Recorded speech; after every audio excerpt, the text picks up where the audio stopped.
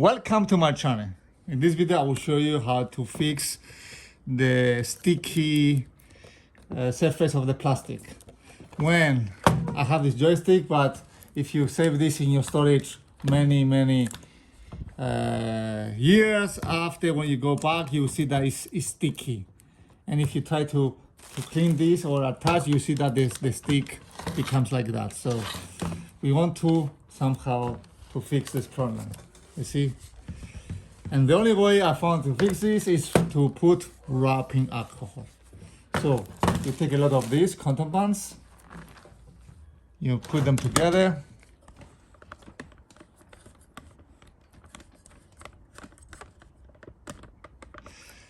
and after you go with some wrapping alcohol, also make sure you have some protection and you some gloves, and do this with wrapping alcohol, and you see that the glue from the plastic, from this sticky surface, slowly resides, and now you can really enjoy your joystick or your remote control, whatever accessory has been